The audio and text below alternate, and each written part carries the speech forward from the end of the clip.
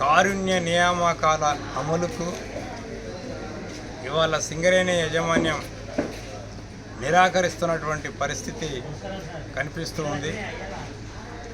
అనేక మంది కార్మికుల వారసుల పిల్లలు సంవత్సరాల తరబడి తమ తండ్రుల ఉద్యోగాలు చేయడానికి తండ్రులు అనారోగ్యంతో బాధపడుతూ మెడికల్ బోర్డు అయితే ఈ మెడికల్ బోర్డులో ఇన్వాల్వేషన్ అయితే సర్వీసులో తమ కుటుంబాన్ని ఆదుకోవడానికి ఇవాళ కార్మికులు ఎంతగానో తాతాపడుతూ దరఖాస్తు చేసుకున్నారు.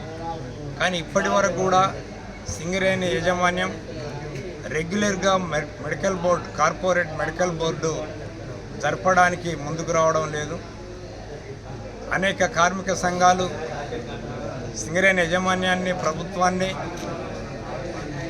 తీవ్రమైనటువంటి పద్ధతుల్లో హెచ్చరికలు చేస్తే తప్ప ఇవాళ కార్పొరేట్ మెడికల్ బోర్డు ఉంటుందన్నటువంటి ఒక సంకేతాలు వస్తున్నాయి.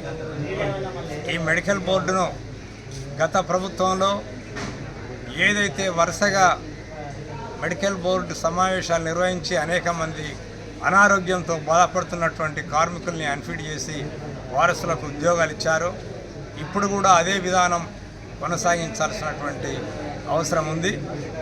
ఇవాళ సింగరేణి కార్మికుల కుటుంబాలన్నీ కూడా కారుణ్య నియామకాలపై ఎన్నో ఆశలు పెట్టుకొని ఉంది.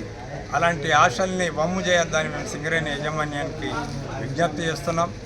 మీరు మెడికల్ బోర్డును కంటిన్యూ చేయకపోయినట్టయితే ఆపివేసినట్టయితే రేపు దీని యొక్క పర్యవసనాలు పరిణామాలు తీవ్రంగా ఉంటాయని కూడా మేము సింగరేణి యాజమాన్యాన్ని హెచ్చరిస్తున్నాం. ఇవాళ కార్మిక సంఘాలు కూడా కొత్త హక్కులు సాధించుకోకపోగా ఉన్నటువంటి హక్కుల్ని కూడా యాజమాన్యం హరించేటువంటి ఒక ప్రయత్నం చేస్తుంది. కనుక కార్మిక సంఘాలు కార్మికులు కూడా ఉన్నటువంటి హక్కుల్ని కాపాడుకోవాల్సినటువంటి అవసరం ఉంది. రేపు ఏదైతే మీరు కొద్ది మందిని పిలిచి దాదాపు సిక్కులో నుండి బాధపడుతున్నటువంటి వాళ్ళని మాత్రమే పిలిచి అది మొత్తం మెడికల్ బోర్డు ప్రారంభమైనట్టుగా ప్రచారం చేస్తున్నారో కార్మికులు అనేక గందరగోళానికి గురవుతున్నారు. ఇది మంచి పద్ధతి కాదు. యూనియన్లు కూడా స్పష్టంగా చెప్పాలి, ఇది కేవలం అనారోగ్యంతో సిక్కులో ఉన్నటువంటి కార్మికులకని. కానీ వాళ్ళ చాలామంది కార్మికులు ఇది రెగ్యులర్ మెడికల్ బోర్డు అనుకుంటున్నటువంటి ఒక పరిస్థితి చూస్తున్నాం. రెగ్యులర్ మెడికల్ బోర్డును సింగరేణి యాజమాన్యం ఖచ్చితంగా ఈ నెలలో నిర్వహించాలి. దరఖాస్తు చేసుకున్నటువంటి వాళ్ళందరినీ కూడా పరిశీలించి అర్హులందరినీ కూడా అన్ఫిట్ చేసి ఉద్యోగాలు ఇవ్వాలి. సర్వీసులో ఉండలేని చేయలేనటువంటి వాళ్ళందరినీ కూడా గుర్తించి వాళ్ళను వారి కుటుంబాలని కూడా ఆదుకోవాల్సినటువంటి అవసరం ఉందని చెప్పి మరొకసారి గోదావరిలో బొగ్గని కార్మిక సంఘం ఐఎఫ్టీగా మేము విజ్ఞప్తి చేస్తున్నాం.